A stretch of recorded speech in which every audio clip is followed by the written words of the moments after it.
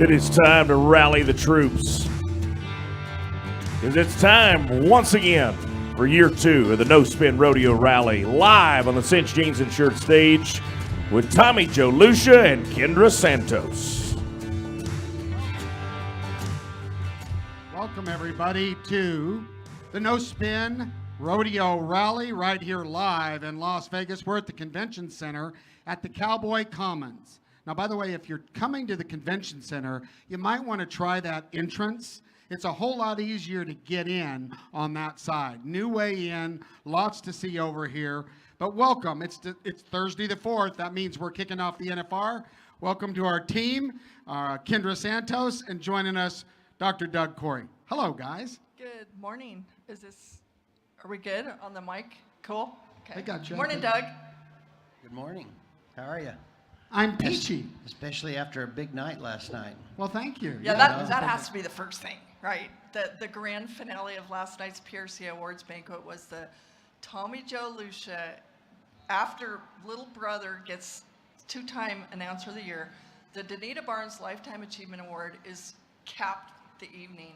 So cool. Congratulations. Outstanding. Thank you. Yeah, like I said last night, that's the award I would want, right? It was great company, so blessed, and just a hug. Well, you know, we say this all the time. We are a rodeo family. Like, it's real. We're not kidding. And just to hug everybody and the tears and the memories of Dad and then Anthony there and winning, and I'm a blessed human. It's a great day. Well, Lifetime Achievement is fitting. Doesn't that mean that it's done? I mean, like, I thought is that their way of saying, okay, you're done, Lucia, get out of here. I'm not quite that old. I'm pretty old. Well, your whole family went away last night pretty happy. They did. It was a good night for great. the old Lucia legacy. Well, we thank you guys for coming. We want to encourage everybody to come out every morning at 9:30 and join us here live. We have nobody. No, we have a few. But join us live here, and we're going to start the show with our Pro Fantasy Rodeo round recap. Now, that will be daily when we have rounds to recap. But I'm going to lean on Kendra, okay, to help us with this. Now, let me talk a little bit about Pro Fantasy Rodeo before we kick into this. If you haven't got it, if you're a fantasy person and you do fantasy football and stuff like that, you know, you understand it. And if you played fantasy rodeo, Pro Fantasy Rodeo, you know how it works. If you haven't, try it. But right now is the time to get your big team. You pick your Cowboys based on a salary cap. You can only pick so many Cowboys, which I hate because you can't pick all the winners. And you get lucky if you pick a loser that wins, those of you that have been there and done that. This is your time to pick your big team. And then from here on out, you can play daily, which is really fun, and we'll talk about that. But it's profantasyrodeo.com. Casey Jones and the team there, they do a great job, give away a lot of great gifts. And so our sponsored element is our round recap. So what I'm going to do is set it up like that, and then I'm going to throw it over to Kendra, who's going to get us kind of answer some questions going into the NFR to get us prepped. Well, I went to my go-to. The Sunny Deb Backstrom has been the secretary of the NFR maybe as long as Doug Corey's been the go-to veterinarian in professional rodeo. I mean, this is when they were marking out dinosaurs. You know, Yeah. so I think what's interesting going into tonight, because I always get 1,000 questions about competition order, and so here it is, because it's different. It changes over the years, and it's different from event to event. So tonight, the general concept is 15th to 1st, competition order.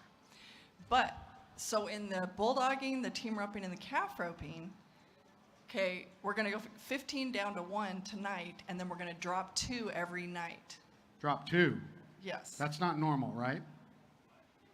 I don't think so. I don't know how That's not normal how they does. run. Okay. This is what I got from Sunny Dep. So the rough stock is really interesting, which we've talked a little bit about previous shows, but the top 5 current day-to-day leaders in the world standings go last every single night, which is a pretty big deal. So 15 to 1 now, and at the last 5 guys will be 5, 4, 3, 2, 1 based on world standings money. Every night? Every night. So Sometimes the order is tweaked. Poor Tom Newens, the rough stock boss. The tweak of the orders in the rough stock can happen with stock contractors and preferences on left or right-hand delivery. Some of that, like they do their best to accommodate, hey, a horse prefers a left-hand delivery or whatever. But the fact that the top 5 guys in the world go last every single night, that's pretty big. Now, for our non-diehards, let's go back, take a quick step back. Drop 2. What you mean is... So what I mean is, so in those 3 events, the first night, if you're 15th, you're going first. Right. The second night, if you're 13th coming into the finals, you're going second. The third night, if you're 11th, okay? Got it. And then, okay, but then the barrel race changed 2 years ago, the order. So it used to be the same as the team roping, calf roping, and bulldogging. But now, in the first round, the world leader goes first. So it goes first down to 15th, which is opposite of those other timed events, okay? So the world leader, Cassie Mowry, is going to go first tonight.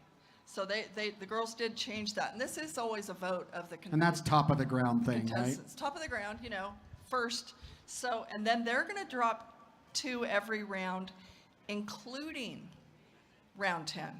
Whereas the other events, then they go world standings order in round 10. Barrel racers are just going to drop 2 at all 10 rounds. Okay? And then also interesting to a nerd like me who loves every detail is that the team roping, in case you're wondering, well, how do they order the teams, you know, to start with?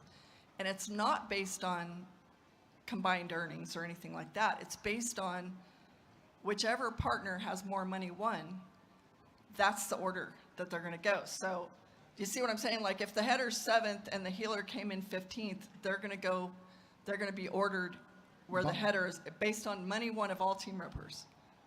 That is confusing So as it's heck. very confusing. And No idea what you just said, but whatever. Well, I'm it's, glad somebody understands this. but, Yeah, but well, here- I don't. Okay, let me try again. If it's not, you're like, well, if you're going to do 15 down to first, it's easy in the bulldogging and the calf roping, but who are you going to base it on? You've got 30 guys in the team roping. Why wouldn't you just combine their money? That seems simple. They don't. Well, I'm I just know they telling don't. you. I'm just saying. So whichever guy came in higher, that's how they're going to go in the order. All right, I'm just going to go with who they call out. Okay, so but a big plot twist here in the bulldogging and the calf roping is that there are 3 horses that I know of, in the steer wrestling alone, that have 3 guys on them. So then we have splits, and they did some special splits this year, like okay in the calf roping. I'm just going to jump to there. Peso, the buckskin of Logan Bird, very famous, you know, little short score horse. Ty and Joel Harris and Kyle Lucas are riding him. They got a special approval to split them by 3.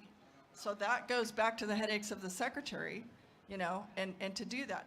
In the steer wrestling, Swamper, Banker, and Crush, 3 horses, are going to be transporting 9 guys. Really? So do you know, this is like a logistical test for a secretary, which is why they have the ever calm Sunny Deb, who has literally seen it all. So Swamper has Wag, Will, and Dakota. Banker has Schaefer, Tucker Allen, and Jesse Brown. And Crush has his owner, Ty Erickson, Rowdy, Parrott, and Stetson Jorgensen, which Mabel couldn't come this year. You know, she's been a mainstay here, and she's not here. So splits are going to be a big fat twist. When I'm just telling you, my messenger and my text messages, why did these guys go last night? This is all the little reasons why. Well, and when you talked about lefts and rights a little bit for our non-rodeo people, the way that these rough stock animals exit the chute affects how they buck. And so a left-hand delivery animal will turn out to their left, and there's some that turn out to the right. Why then would it be such a big deal? Why could that be so complicated? Well, because remember the NFR is timed down to the second. And if you have 3 left-hand deliveries, right, and the stock contractor wants his horse in the back chute, you would have to roll the guy in, let the guy get on before he could nod his head. So what do? they mix it up a little bit so they can go over and get a right-hand delivery, say shoot number 4, and then jump back over, and it's all about production and pace of game. And so I think that's cool. Now I have a quick question that just came out of the blue for me. Two, because you're with Oat, you should be able to answer this. Maybe both of you can. How much is too much to run on a bulldogging horse? I mean, is a horse better the first run? So these horses are running 3 runs. Is that a lot, or is that not much for them? I don't know. It's horse to horse. Oat came out of the steer wrestling capital of the world under the Duval's tutelage, and they never turned anybody down. I mean, Roy Duval let Oat Berry ride his horse of the year when Oat was in high school, doing the Nestea Challenge at the NFR in Oklahoma City, right? Like, and told him, hey, you can get back on and double jump him if you want. And that was the horse of the year at the NFR, right? So everybody's different as far as owners, but also every horse is different. And every once in a while, you know, there are some horses like a Crush that is solid as a rock and start to finish. If 10 of them rode him, I swear that horse would just do it. He's locked in, you know. But every once in a while, a hazing horse or a bulldogging horse here, it really is, like the cowboys describe it, it's like nowhere else, where it does feel like 17,000 people are on top of you, and the horses feel that too. And so if somebody kind of spins out, I mean, we had a major horse change right in the middle of it last year. Yeah. Because you can't jack around. Also, if you jack around too much in the box, first you get fined and you can potentially get turned out because you can't hold up the show. That's never happened. It's come really close, and I've been a participant in how hard it is for people watching. But so how many? I mean, these 3 horses have lit it up all year long, you know, and they in all conditions. But here. And I can't wait to find out. Now the burning question for me is, why is Dakota Eldridge wearing a walking boot? Like, I heard he dropped a panel on his foot, but I want to know more about that. When he went down the runway, I saw that because I was really concerned about the steps at the end during the back number. Oh, Oat almost face planted. I saw.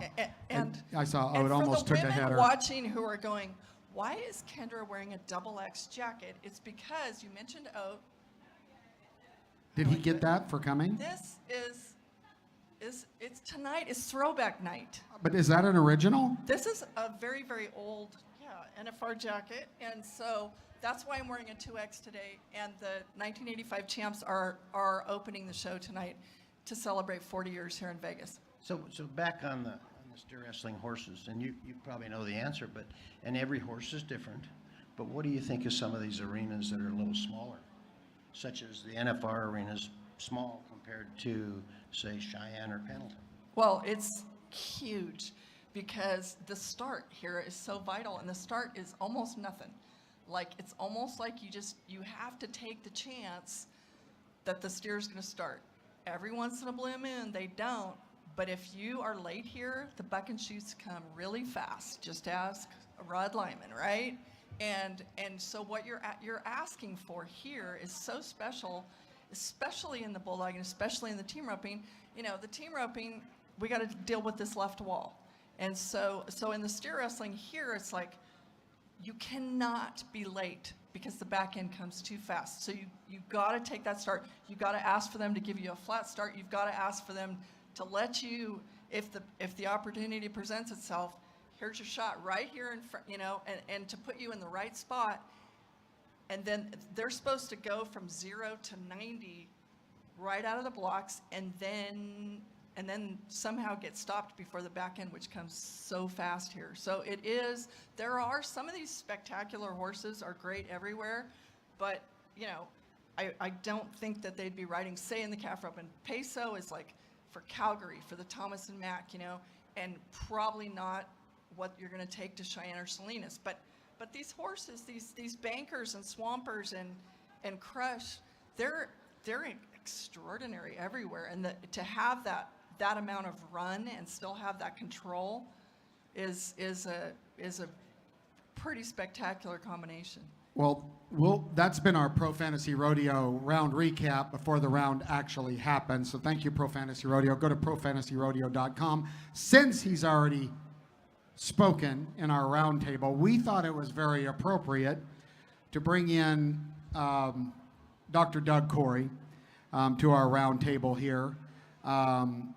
Renowned is a fair word, which can also mean been around for 42 years. Renowned veterinarian and expert in a lot of things. Now, nobody's a complete expert in anything, but we thought it was appropriate given the top storyline, which we'll get into, of the 2025 NFR. So welcome to the show, Dr. Doug Corey. Well, thank you. And first of all, I'm not an expert on I knew what you we're were going gonna to say talk that. about. I know. There are a lot of people around the country that are a lot more qualified to talk about this than I will. But there's a lot of experts my on best. Facebook, and I'm pretty sure that half of them don't know what they're talking about. So you're definitely an expert Okay. compared to the keyboard warriors. That's what we're going to talk about. Okay. Well, tell us a little bit about. Well, I'm going to let you. Will you do some background with us? Tell us how it all started. Why are you still here 42 years? What do you love about it? Where'd you start? You know, well, this is interesting how I got started in it. There was a bull rider, Brian McDonald, and Brian was around, and he and I judged I believe it was a Miss Rodeo Oregon and maybe a Miss Nevada, Rodeo Imagine Nevada. that. Yeah, imagine that. And we did that back in the early 80s, like 80, 81.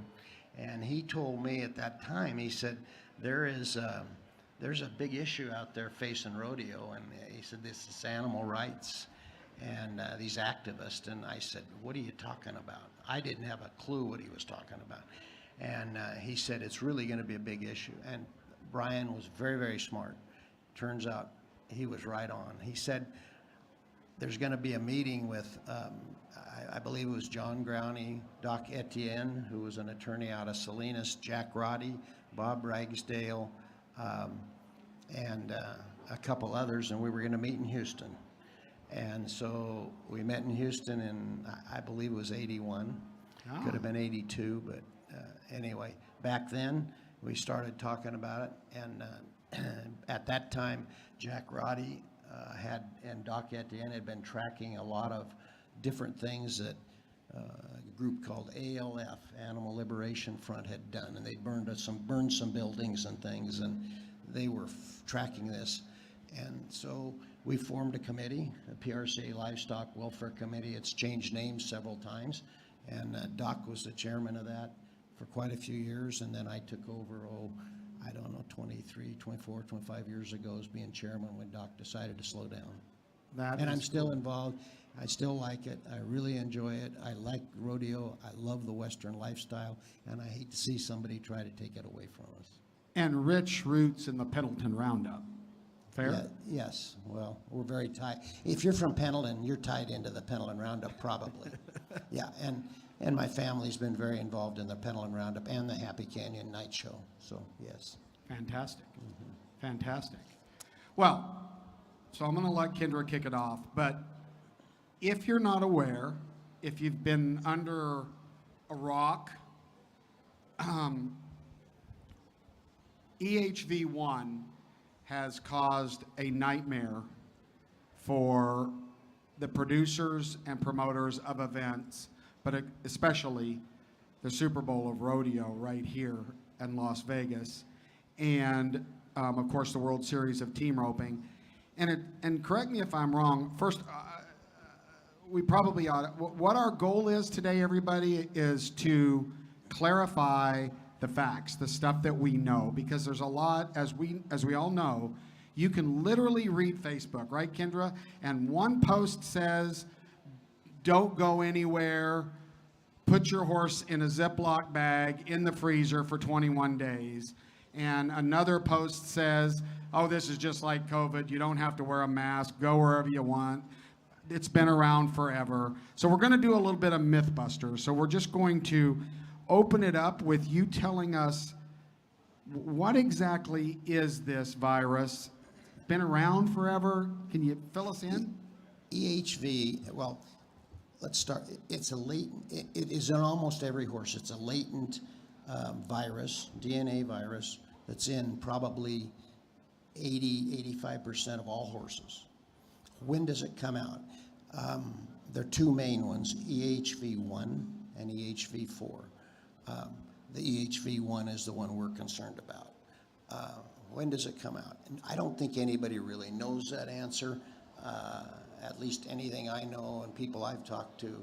Stress, maybe. Transporting, which is a stress immunosuppressant, so to speak. So you get that, plus maybe the weather change.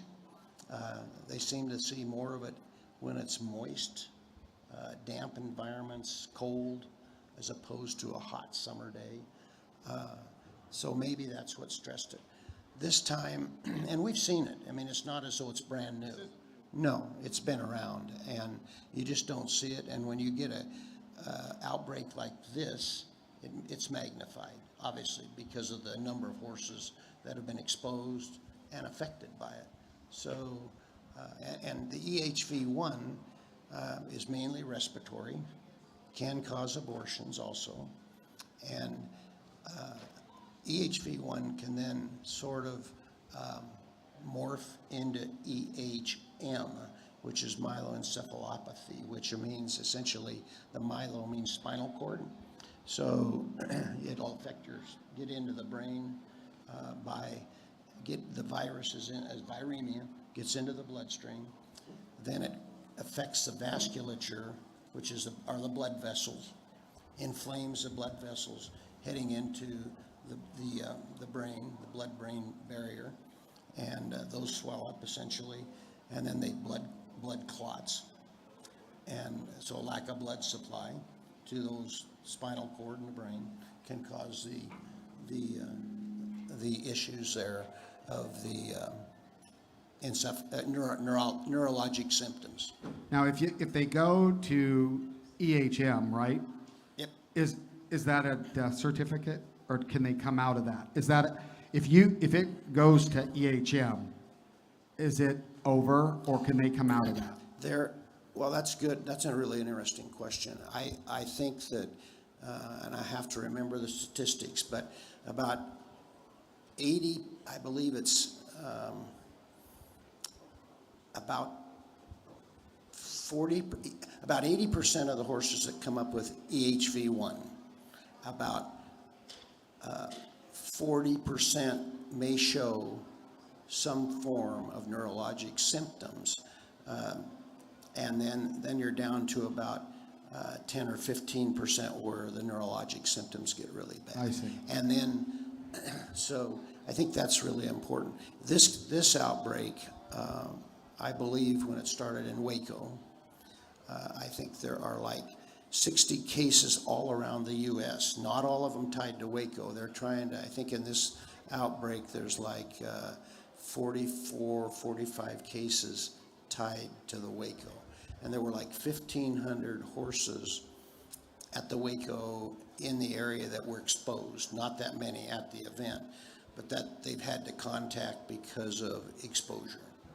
Of those, and this is where it's sort of interesting, I think, the data that I'm getting right now from this morning, that 5 are confirmed to having been either euthanized or died from the neurologic form. And this data is available on the Equine Disease Communication Network, EDCC. You can pull it up online. You people listening, write this down, because you can go look this up and get current, accurate data, the same that veterinarians across the country are looking at. Is that correct? That's right. And if you can't get your veterinarian on it. And it's put up by the American Association of Equine Practitioners. It has been a great tool. It's pretty accurate. I mean, they try to keep it up daily. So it's the numbers are there. Of confirmed cases, because a lot of confirmed reported cases, right? Deaths. Well, I think you've hit on another really good point, Kendra. We don't know how many cases there are out there that may have gone home and somebody didn't report it, because it is a reportable disease. If your veterinarian sees it, he needs to report it to the state that you're in. And obviously, But there's going to be a bunch of them that don't want to do that because their place is quarantined, right? possible. This is the world's nicest guy. I'm telling you, there's some people out there that would prefer to not report it because then they're quarantined. Yeah. So back to your other question back to the other question about can you treat the neurologic form? There are some thoughts depending on how early you catch it. The symptoms are obviously, maybe ataxic in the hind end. Maybe they dribble urine. They might sort of dog sit, where the back end sits. They might shuffle their feet in a stall, and you might notice the shavings as they're dragging their feet, and be just sort of wobbly, as they're walking. Anyway, so if you happen to catch it early on, they're anti-inflammatories, non-steroidals like butazolid and banamine. And there are some new things coming out like these antiviral drugs, valcyclovir, similar to acyclovir that maybe people take. So some of those things really work if you catch them early. And one of the things if a horse is gonna be down is to get them to a facility, where they can actually put them in a sling. Yeah, I've seen them. I was going to ask you. They've got them hanging. Because I think you want them in a sling where obviously they can breathe better, and then also good just supportive therapy, IV fluids. Some of them put them on antibiotics, even though that doesn't help the virus, but it may help keep them from getting pneumonia or other problems that develop with a horse that's down. A horse that's down is not good. And so there are treatments, but some of them may have if they don't progress, some of them may have long-lasting things, and they end up getting to the point where you may end up needing to turn them out for a few months and see what happens before you know that answer. Gotcha. There have been a couple of that have played out online very publicly cases where one of them is the great Hello Stella mare, and now she's gone home, and it appears that it's been maybe they caught things early. She clearly had the best of care. And then another case has been, when we speak of Waco, they're talking about the women's rodeo finals for people who don't understand. And there's been a very publicly played out case of a team repping horse by the name of Watermelon.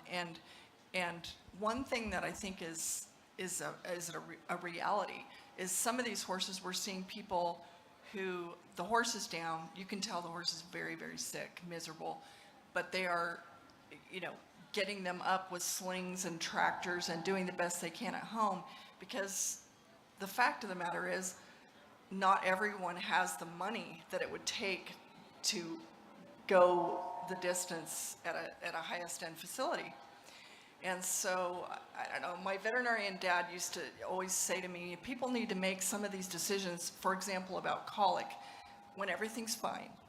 And you need to decide it horse by horse. If this horse colics, am I taking him and going to put him on the table or not, so that it's not an emotional decision? And I feel like this kind of came out of nowhere. But I mean, and I saw something that was sent to me, and I hope it's okay to just share it, but one of the people I'm talking about, the owner of Watermelon, shared with me that Trisha Aldridge, that has the 5-year-old stud Adios Pantalones here at their first NFR, she did a little bit of groundswell fundraising or whatever, and by golly, she truly is sending that money. She sent it to Watermelon's owner, who's trying to do this at home, but it's still expensive, and I think, well, that's a pretty cool gesture, right? To help people who maybe don't have the money to help themselves with their horses. So the financial factor here is a factor. I feel like it's a part of reality too. Well, I've got a quick question, Doc. I was wondering this. If you're a veterinarian and you have a facility, can you refuse to see a horse that is symptomatic because you don't want it on your I mean, do you have, I mean, or do most of vets approach it, we're going to treat everything? But I mean, I can see if you, because I read the deal that said the only reason it's in Louisiana is because they trucked all the horses to the big college. I'm sure you could. I don't think most veterinarians would. I Gotcha. think most of them would see it. They take all biosecurity measures and, in account. They'd probably, work on it outside, obviously out of their clinic, figure out what it is first. And that's the way they do it. And they'd have an isolation stall where they could have it and take care of it. So I don't think you'd see that very often. I do know that in some of these, there were so many cases I heard that even a lot of the clinics were full. Their isolation stalls were full. At some even ended up at LSU and other area veterinary schools. They all got full too. There were so many cases that were happening at once and weren't enough facilities to take care of them. And I hit on biosecurity and one of the things that's really important, and I think that the NFR and the PRC have done a very good job on these horses, because Texas had a hold, on these horses, a 21-day quarantine, I believe, starting, November 9th. So that made it that it was just right that these horses could get here on December 1st or 2nd. And so when they come, the horses all have to have had a health certificate, a CVI, and that's usually that's a 30-day. They drop that to 7 days. You have to have that done with a statement on there also saying by your veterinarian that these horses have not been in contact, recently with any horses that Within have been 21 days. Correct to this event. And then once they get here, well, in addition, before they get here, the contestants were doing a daily log twice a day, keeping the temperatures. And the contestants were home and supposed to be doing this, the time period this all started. So say 2 weeks before they get here, they're checking the temps twice a day and keeping a log, and that was to be checked when they got here. So once the horses arrived at Thomas and Mack, and they would do a wellness check. And first of all, let me say that the veterinarians out there, Dr. Leslie Scher and her crew, are doing an outstanding job. It is a tough situation. And she's got 2 or 3 veterinarians with her. She's also got 3 or 4 veterinary students that are helping do all this and checking these animals. So as they arrive, they check the health certificate, make sure it's up to date and what they need. They also check the temp on the horse. They all do a wellness exam where they kind of look over the horse. And then the horse is allowed to enter the grounds. Once it's on the ground, all these other biosecurity measures are in place where they have essentially, they have limit human traffic in the barns. In other words, you're not going to take your whole family down the aisle, and they'll limit that. They'll have foot baths. So when you leave the area or you enter the area, you step in a foot bath of disinfectant. They will have, if your water buckets you need to keep really scrubbed clean. If you're going to use a hose to fill that water bucket, you dip that hose, the end of the hose. Try not to touch the hose to the bucket to start. This is all things they're doing there. Doing it Thomas and Mack now, Okay. and the hose then gets dipped in a bucket of disinfectant. They stalls, shavings, they come out. They go into a certain area that they put into a special dumpster. Once that's full, it's hauled out. The trailers, once they come on the grounds, they're taken to another area where the shavings and the manure are taken out, put in the same dumpster. They hosed out. That might be the first time some of those trailers have been cleaned out. Go ahead. I didn't say that. That sounds like some of the people at our ranch. But anyway, so these trailers are sprayed, disinfected, and obviously cleaned, and they're parked in a certain area. And then that's so hopefully when they go home, they're disinfected. And then out there, I see that they have rig spraying everything down with disinfectant, the fences, the everything around. So the biosecurity is great. Alan Reinheim has done a great job organizing all of that with Leslie Scher, And I think that they're doing everything that's possible as far as biosecurity measures go. I think one thing that is interesting for people to know is that this is the first time that I've ever known of where contestants were not allowed to take, once your horse is at the Thomas and Mack, your horse cannot leave the Thomas and Mack for the duration, right? Because in years past, a lot of people, a number of people, quite a few, made accommodations to keep their horses off campus, right? And so this year, that is not allowed, correct? I believe that's correct, that all horses are staying on the facility at Thomas and Mack. And I think that's good, because when a horse leaves, even though they go to somebody's house or farm right around here to stay, and then you don't know what they're exposing to, you're taking maybe something to that place. So it's a good idea. These are all going to be contained there. Well, we've talked about what the virus is. You've touched on symptoms, right? So let's get on to the really big thing, which you're touching on now, but let's talk about transmission. Let's try to clear up some of the stuff on transmission. Because if you remember in our COVID days, right, I mean, this is a virus, and it reminds me a lot of how the culture reacted to COVID. There's a lot they don't know. I mean, if you think about what you just said, that means every year here, it's 85% of the horses probably had the dynamite in their system. It just hadn't been lit. I mean, that is, and that's what's so interesting about this. And I think some of the big things that people really need to do is vaccinate. You vaccinate for the virus. And it is not something that is real protective for the EH, the myeloencephalitis part, the neurologic form. But it is very good for the respiratory.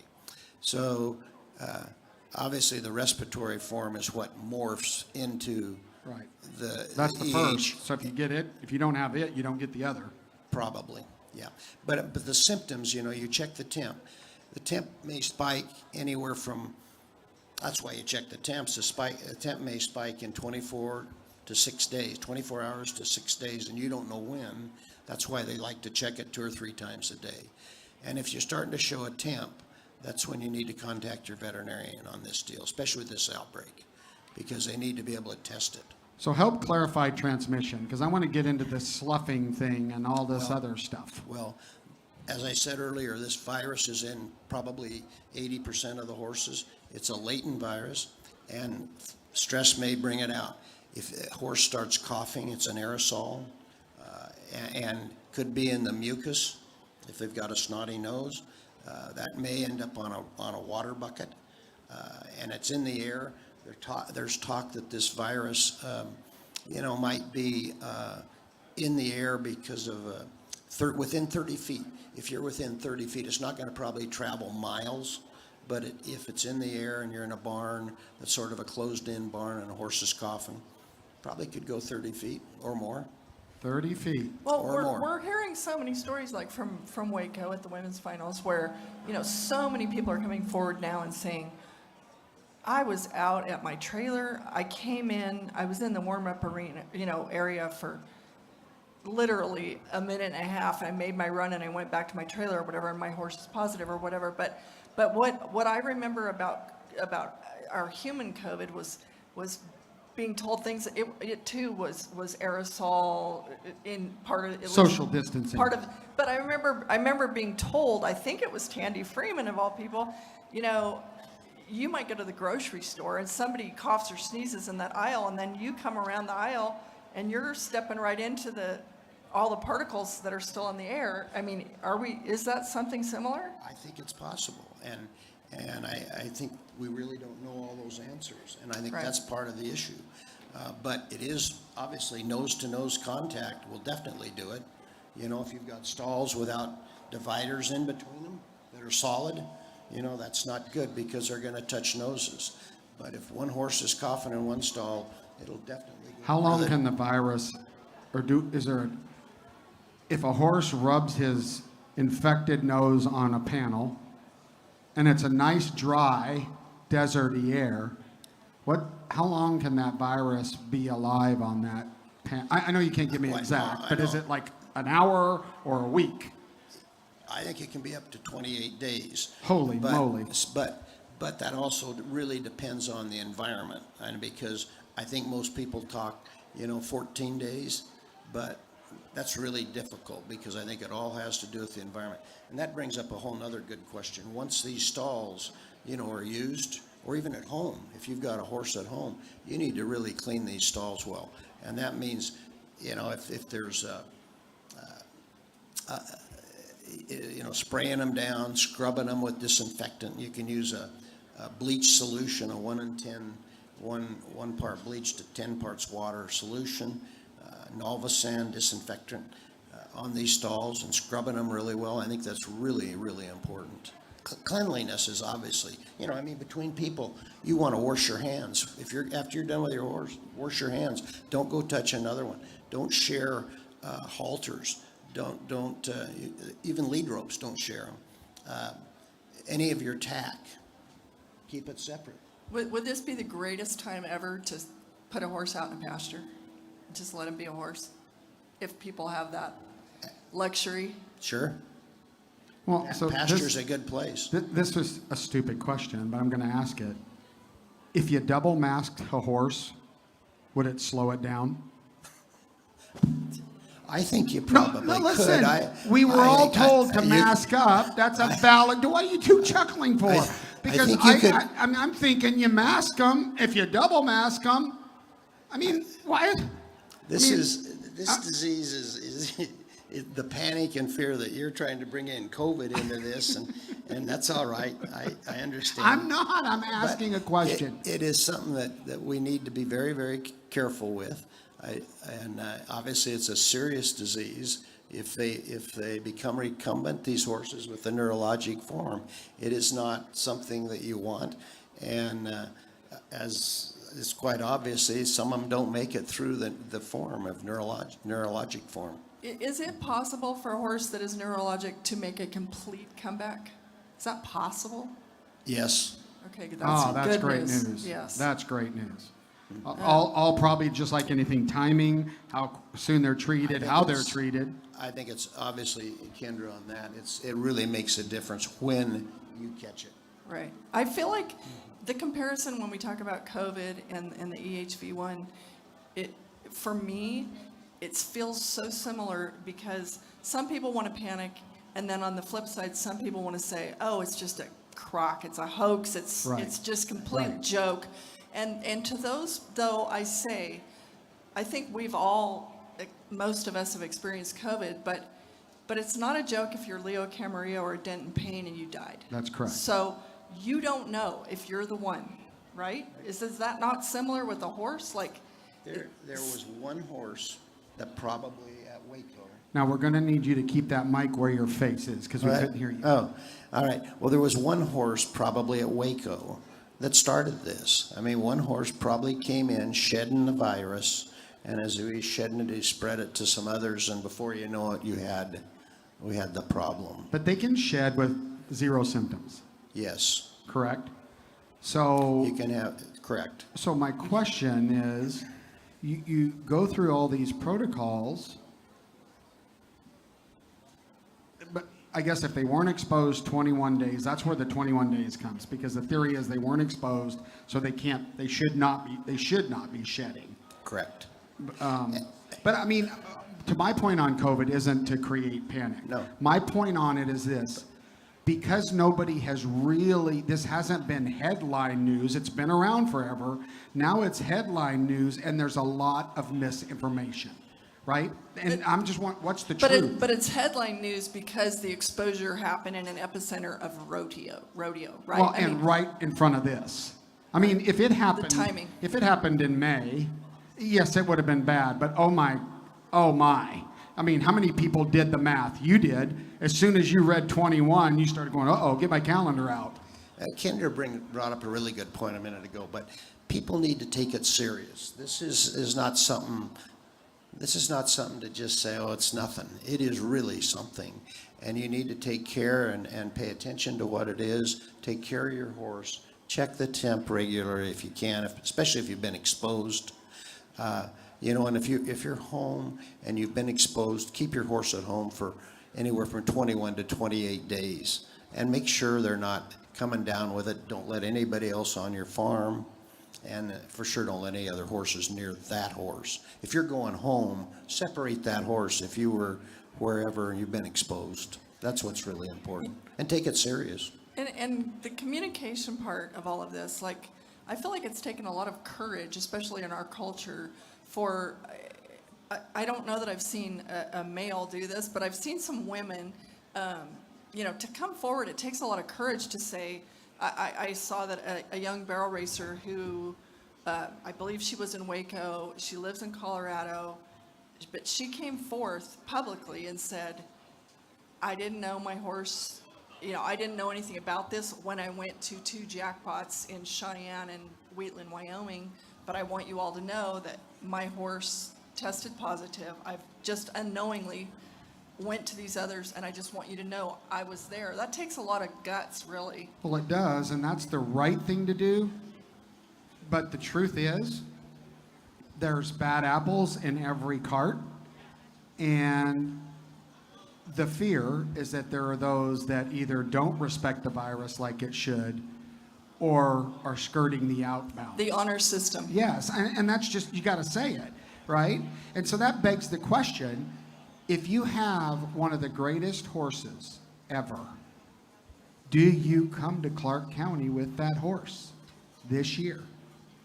I know that these cowgirls, especially, I haven't talked to a single, my son Lane and I have been writing Horse of the Year stories for the AQHA that are going to roll out this week. So we've talked to a lot of, high-end horse owners, and I haven't talked to one single cowboy who batted an eye about bringing his best one.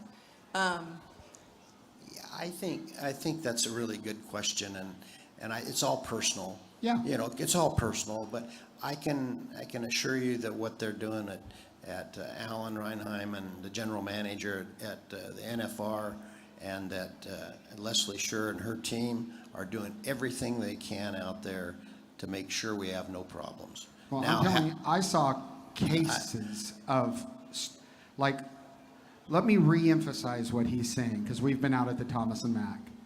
The amount of money, time, and energy that has been putting into making this a hygiene environment at the NFR. And correct me if I'm wrong, this is the greatest gathering of horses in the world annually right here. Is that's true, right? I do want to finish the point about that. So far, I haven't run into any cowboys.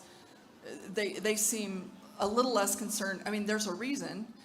Most of them had no exposure to anything coming out of Waco. Every once in a blue moon, somebody with a daughter, yes, whatever. But that's all been dealt with. But these women with these high-end barrel horses, they're working like around the clock since all this started with their veterinarian who they trust with their life and their horse's life.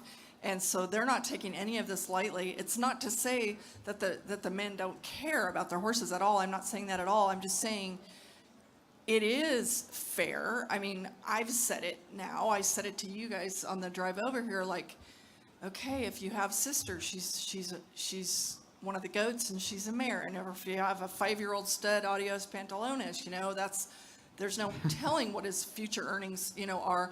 But these women, these horses are family. And so they didn't take lightly the decision. It's a personal decision. I'm just saying, wow, right? Like, And we can also say, I mean, I've heard for a couple of weeks now that there are a few horses that we might not see here, and I think it's now it's a public situation. The Hayland Lights horsekeeper is not going to be here, which is crushing because that's an indoor building superstar. And Cassie Mowry, reigning world champion, said on the stage at the back number night, she's going to be on the gray wheel because Jarvis is not here, and that's a crusher to all of us, but mostly, Cassie. One of the real interesting things about this is it's that right now it's a very fluid situation. In other words, it's changing as we're talking. We don't know what's going to happen next. We don't know if it's going to be if what we're talking about today, tomorrow will be completely different. We're hoping not, because it seems like it's sort of stable and quiet right at the moment, which is really good. And but for the next 30 days, we need to pay attention. Well, and I've heard some criticisms. There's a lot of horse events in and around Las Vegas. And I've heard everything from why, but if they're containing, if the World Series is containing their premises, so is the NFR, right? And we're saying 30, 40 feet, right? This doesn't travel 10 miles. Then technically speaking, these other events probably shouldn't cause any of these horses to be more at risk or not. Well, also, similar line of thinking, there's a method for the people who are going bonkers online. There's a method to the madness of the timing of the breakaway finals and the bucking horse sale, right? I mean, and for that, I know how people feel about the breakaway ropers in the Thomas and Mack, and I understand all that.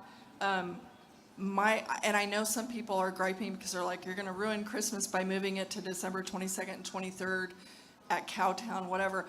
My personal feeling was that thank you, WPRA, for finding a way to postpone and reschedule instead of cancel. It's costing them a lot of money to make sure it bottom happens. line. Yeah, hats off. But the timing of over at the South Point to not have those events ahead of the World Series was very intentional, based on counting the days, like we've been talking about, right? With quarantine days, correct?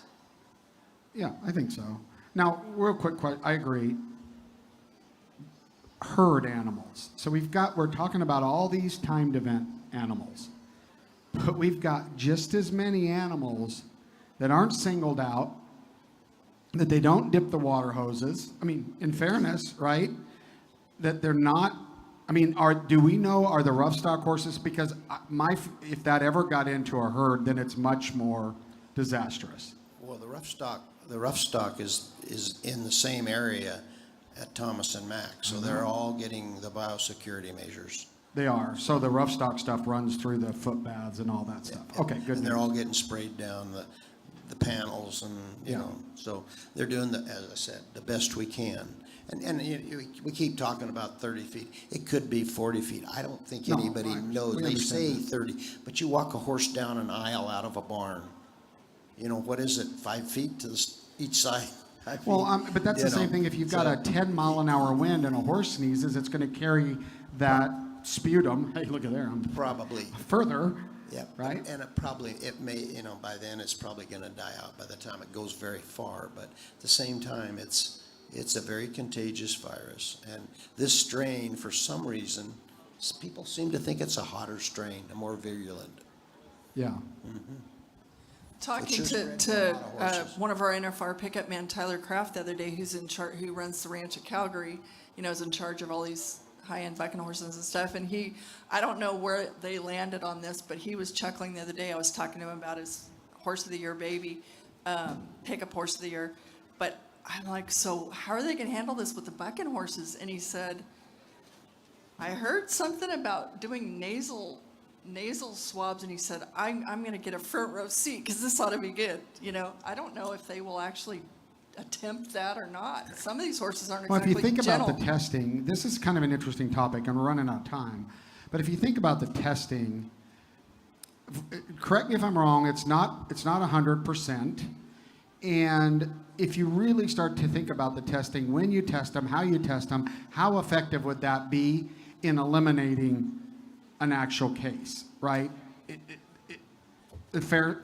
That's similar to COVID in a way, too, because isn't it basically, like, to me, my feeling when all that was going around with all of us was like, if you're sick, stay home. Isn't that something similar here? Well, that'd be great if they do that, but as well as I do, that may not always happen.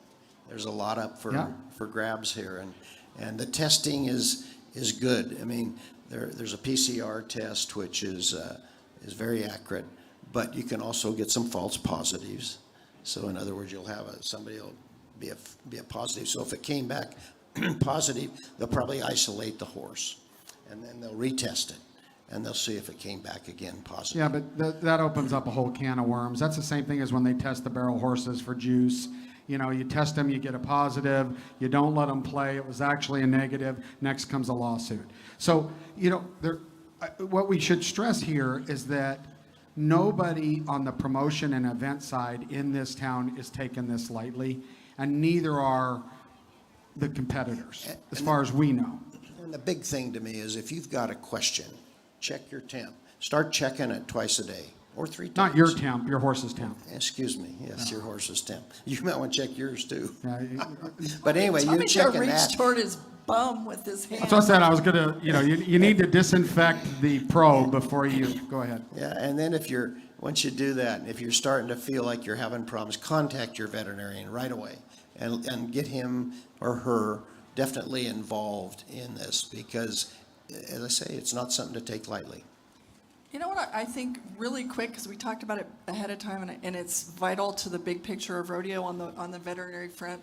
We need more young veterinarians with a passion like you for rodeo. We need more people coming behind you who love it like we do, right? Yes, and thank you for bringing that up, Kendra. That's a big issue, is getting veterinarians involved in rodeo and large animal veterinarians and equine veterinarians.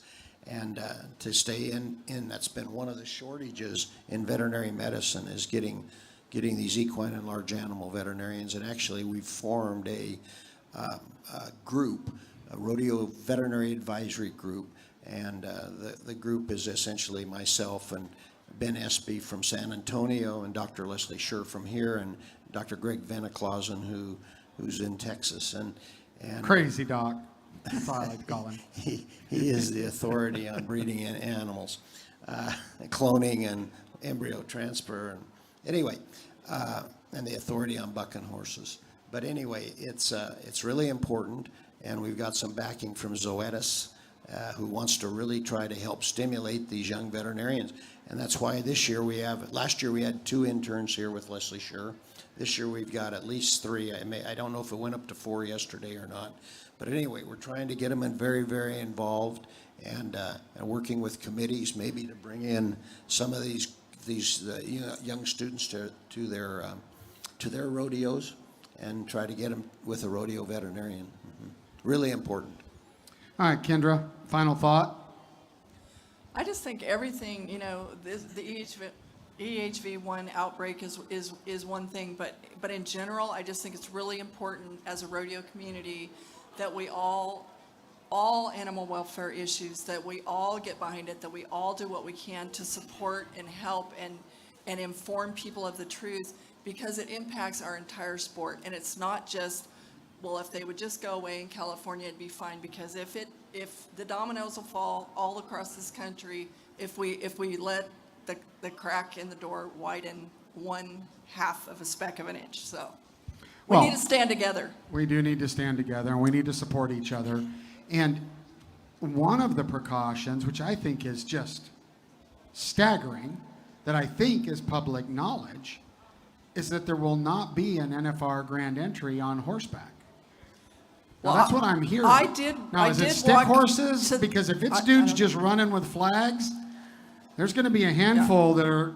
This is going to be interesting watching. I did see yesterday that the flag girls are in full force. Flag girls are, but I heard too that they're not. So we'll all be tuned in to see what comes out the gates when they go, where we go here? It's time for a herda. Just everybody remember that it's throwback night. It's kind of a retro deal. So let's have fun with wearing old things. Throwback.